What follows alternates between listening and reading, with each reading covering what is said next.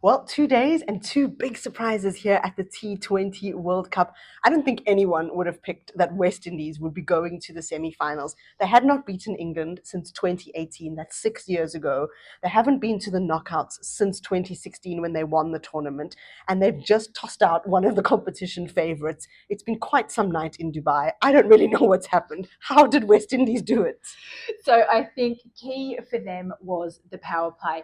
They came out, they were 67 without loss from 6 overs, and that was down to Qiana Joseph and Hayley Matthews. Now, Qiana Joseph came into this tournament. She has played throughout, but she was up the top of the order for Stefani Taylor, who was out with a knee injury. She has played up the top earlier in this tournament. The last match against Bangladesh, though, she didn't even bat. She was down at number 6, or sort of like listed there in more of a floating role. But tonight, she just floats on in and away she goes, just takes the chase away for them. And that's what really basically had the match completely in West Indies' favour. A 50 to her, a 50 to Hayley Matthews, who hadn't actually fired full pelt in this tournament. She had the innings that she really needed tonight, and it just sort of took it away. Not so much England's night. Talk us through that one. Yeah, England, I'm really surprised at the way that they performed in the field because they dropped Qiana Joseph. They counted 6 times, we counted 5, some places counted 4, but too many times.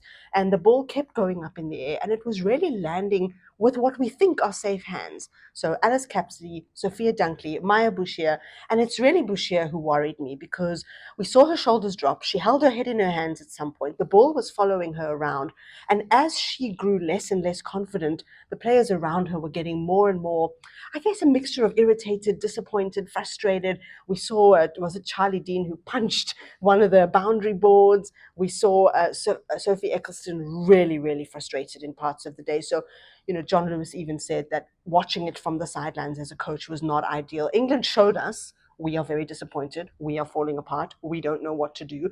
And I get it because they lost the semi-final in South Africa last year. This was effectively a quarter-final. They'd won 3 games. And now all of a sudden, they're going to be on the next flight home, which, for players of the ilk of Nat Silver-Brunt and Heather Knight, they didn't really want that.